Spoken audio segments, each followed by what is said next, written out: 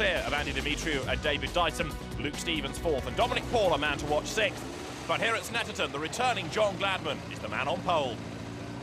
Well, it's my first ever pole in a Superlight, can you believe? I think Road Sport, the year I won that, I was on 6 times. Never got a Superlight pole position ever. Won a few races, was lucky enough to do so, but I mean, Barry Horn could never let me beat him onto pole, so this first time.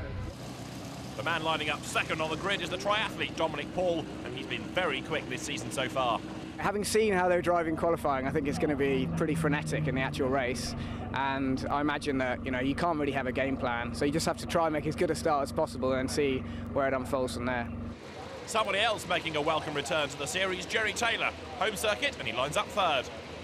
I quite like not having the pressure of a full championship, so to come along and pick and choose 1 or 2 is very nice. And it's virtually 10 years to the day that I started my motor racing career here at Snetterton, so it's quite nice to come back and celebrate a decade of motorsport.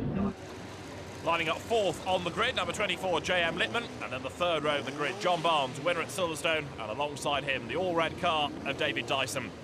The first race then, 15 minutes. The second race, half an hour. Everybody lined up on the grid, ready to do battle. The lights go red, out go the lights, away they go.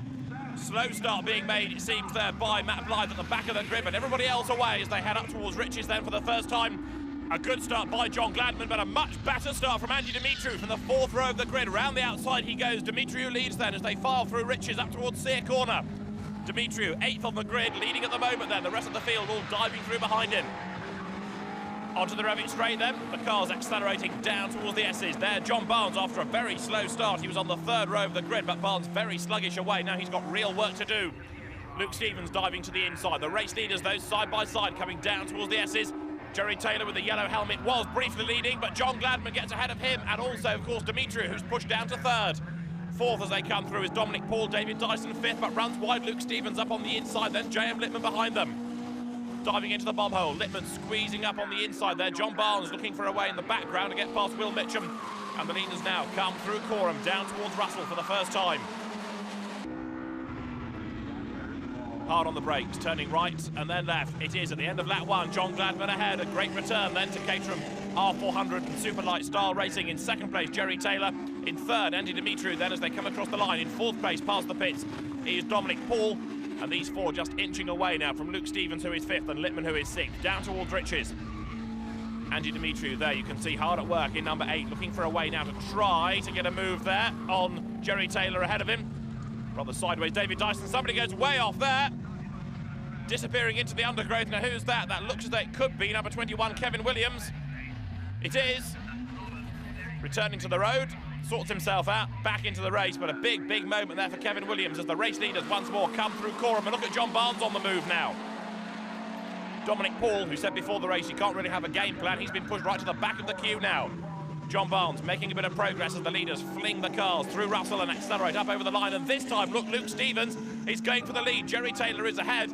Stevens is second as they come across the line. Nose to tail, these two. Third is Demetriou, in fourth place past the pits. This time is John Gladman. It's all going to change by the end of the straight, surely. It does. Stevens goes for the lead. Stevens gets the lead. Up on the inside there, Luke Stevens goes through, and now the rest of them accelerating through behind him. Change for second place now. Demetriou squeezes through and he gets the lead as well. Great stuff. Andy Demetriou through up on the inside, then gains one place, then gains the other. And from third to first in one easy manoeuvre, he may have locked up, but Demetriou takes the advantage. Down the Revit straight now, heading towards the S's, and again, look, the cars fan out across the road. 3, 4 wide, in fact, as they come to the braking area, and there's contact there. Demetriou works off, he makes contact with Barnes. Both of them collide again there. Demetriou was given a nudge initially. I'm afraid that unsettled him. He goes off. Barnes totally innocent in all of that. His car damaged, delayed, rejoins. I'm just trying to see who it was that gave the initial nudge. We'll see hopefully in a replay in a moment as they come now out of Russell. Was it Stevens? Was it Paul? Well, across the line they go. Luke Stevens possibly was the man. Stevens, though, gaining a place now, goes back ahead of Dominic Paul. Here's the replay. Luke Stevens moves across. He hits Demetriou. Demetriou locks up. He just misses Gladman. He just misses Taylor, but he makes solid contact with John Barnes. And then, bang, hits him again. Demetriou all locked up, out of control. And John Barnes wondering what on earth hit him and what happened the second time. Well, they both carry on, albeit a long way down the order, relatively speaking now. And the race order sees John Gladman ahead of Jerry Taylor. Down the Revit straight once again. John Gladman then, who was the runner-up to Barry Horn in this championship, or the forerunner to it, the Superlights. There's not much difference between the Superlight and the R400. And John Gladman returning to the type of Caterham racing that he really excels in here. A spin ahead of us, and that's J.M. Littman losing it. Dominic Paul avoids him. Littman too quick into the S's. Round he goes. Gets himself back in the right direction. And the Caterham car's backed car continues now, turning its way through the bomb hole. And this is David Dyson with a problem. And David Dyson out of the race. Now, from this angle, can we judge what the problem is? Well, certainly he's going no further. And David Dyson out of the race. And that's a big, big blow to him. Second equal in the championship, remember. Andy Dimitriou, second equal with him. Dimitriou has also had to retire after that contact, and the damage as they're lunging up on the inside is Chris Holmes, who takes his own very novel line through Russell. It doesn't work, of course, and so Will Mitchell goes back through on the inside, retakes the place, and Chris Holmes now has to chase him across the line, some way back.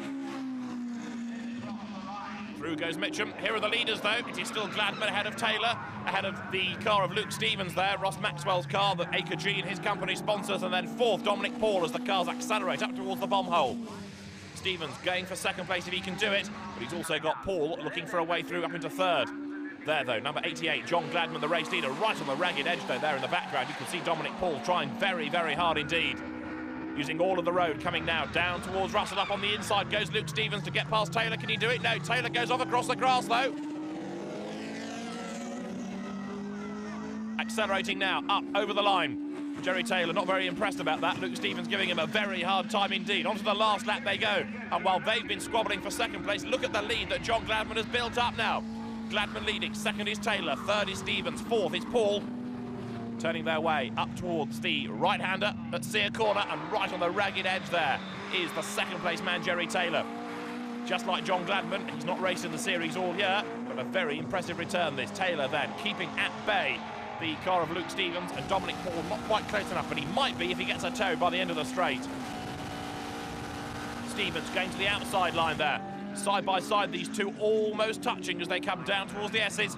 Jerry Taylor on the inside line. On the outside line there is Luke Stevens, and Stevens goes through up into second place. Now, can he hang on to it? Taylor gets a little bit sideways. Right up behind him, though, you can see the car of Dominic Paul. So Taylor attacking and defending at the same time. This, though, is John Gladman. This is going to be a great return to racing for him. The former stock hatch racer comes through Coram, down towards Russell, and John Gladman, who is about to return in fine style after 20 months away from racing. Here's third place side by side, and there's contact. Paul hits Taylor, round he goes. Dominic Paul rejoins, Jerry Taylor rejoins. There's the checkered flag for a very happy John Gladman. He returns in fine style to Caterham Racing, finishing in second place, Luke Stevens, and Jerry Taylor's crumpled car just hangs on to third with Dominic Paul up behind him. And here's a replay.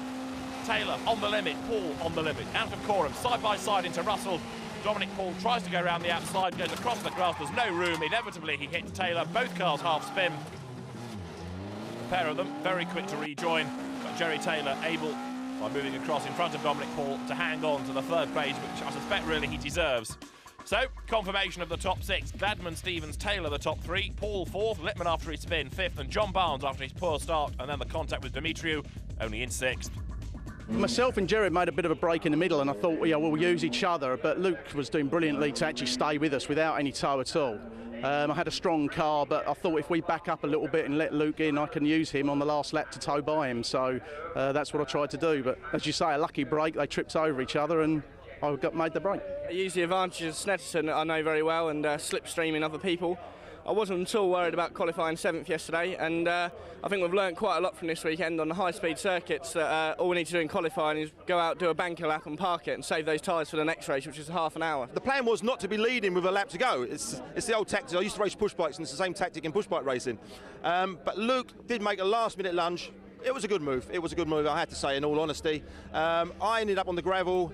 Lost a lot of traction when I came off the gravel with the slicks and dust, etc. So unfortunately, that was the gap. Trophy. So they're the top three drivers on the podium. John Gladman, the winner of race one, and there's more after the break.